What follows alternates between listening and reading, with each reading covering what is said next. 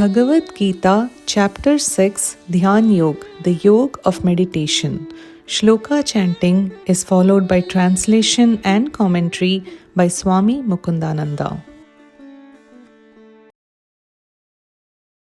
Arurukshor muner yogam karma karanam uchyate yogarudhasya tasyaiva shamah karanam uchyate.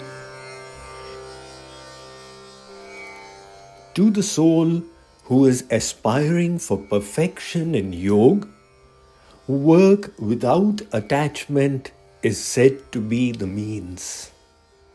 To the sage who is already elevated in yoga, tranquility in meditation is said to be the means.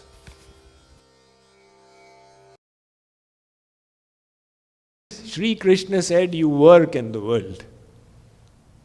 How long should we keep on working? Should we keep on working all our life? He is now setting a limit out there. He says you need to work as long as the mind is not purified. Once the mind is purified, then you don't have to continue with karma yoga. Then you have the freedom. You can chuck it and take karma sannyas. It's not that you have to keep on working. So he's saying that karma sannyas is also good. Now the point is, what is it that you are qualified for? So one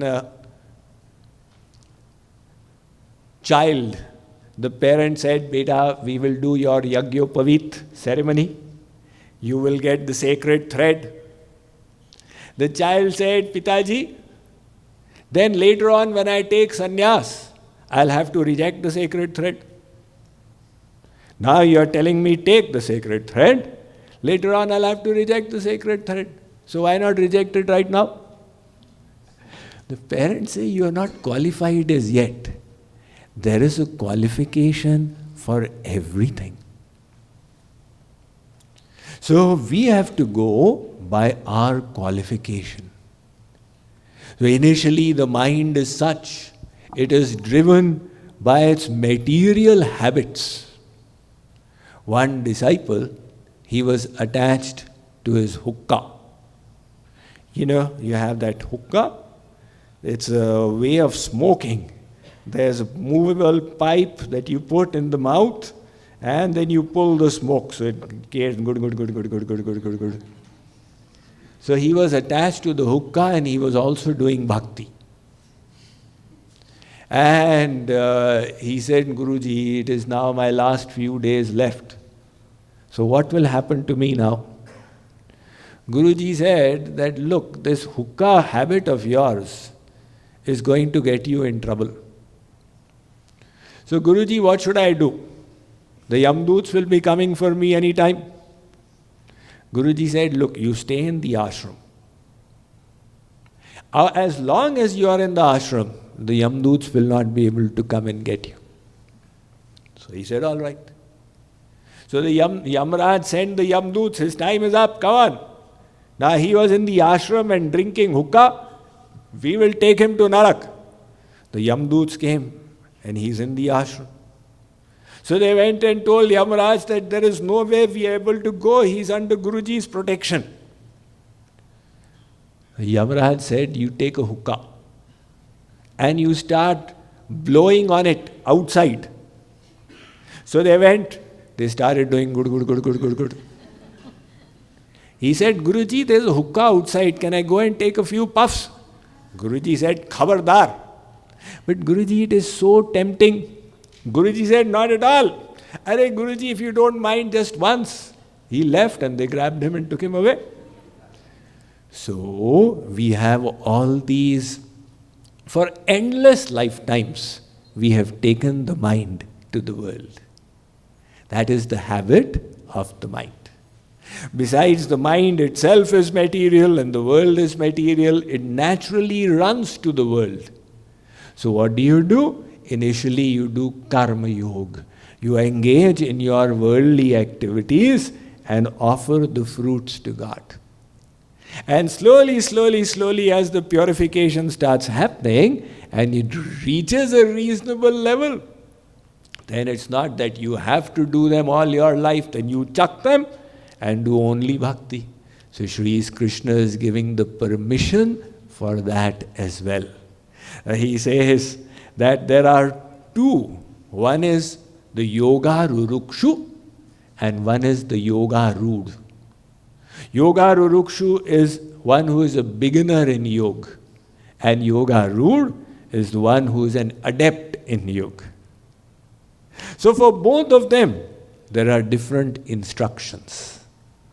Which instruction is applicable to you depends on your eligibility.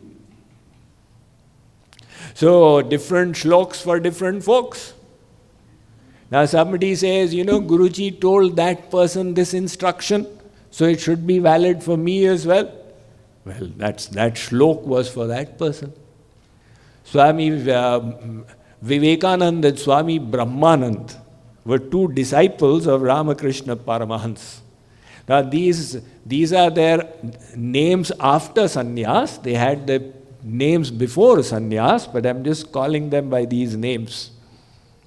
They were both residing with Ramakrishna Paramahans in Dakshineshwar. It's by the banks of the river Ganga. Now, every 1 week, Guruji would send one disciple to the market to do shopping for the ashram and bring it. And when that disciple would come back, Ramakrishna Paramahans would question, what was your experience? So it was Brahmanand's turn.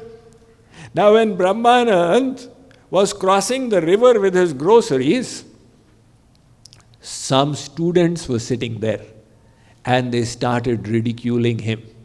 They said, these boys, they reside in the Guru's ashram, they do nothing, they are dead weight upon society, and their Guru is just spreading misinformation, good for nothing, it's an evil.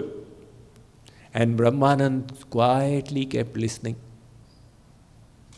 So when he reached, Ramakrishna Paramahans asked, Beta, how was your experience? He said that, these people were saying like that. And Ramakrishna Paramahans said, really? They were insulting your ashram and your Guru, and you kept quiet out there? Don't you have any spirit, any manliness in you? So Ramakrishna Paramahans scolded him. Now next week it was Swami Vivekananda's turn. So he went. When he was returning, the same group of the students was there.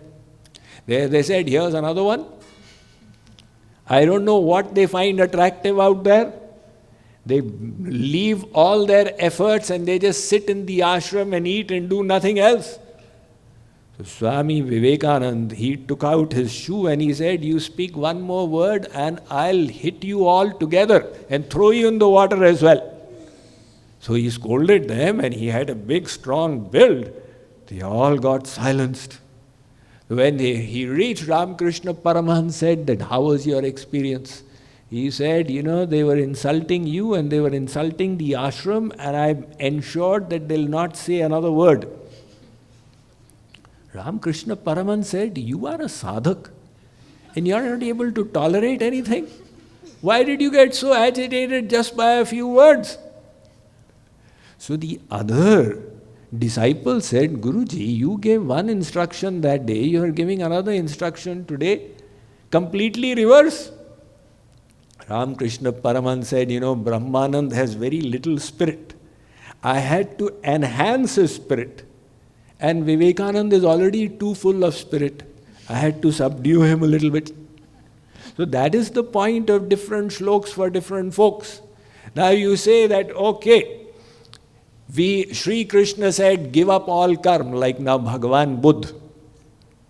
Bhagavan Buddha, he was married, he had a little child in his Purvashram and he renounced it all and he took sannyas. Now you say the Buddha did it, so let us all do it. But if you do it prematurely, then you will be neither here nor there.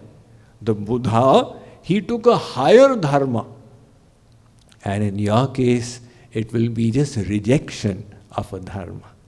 So, Shree Krishna says that both these are correct. But what is important is to see which is your qualification.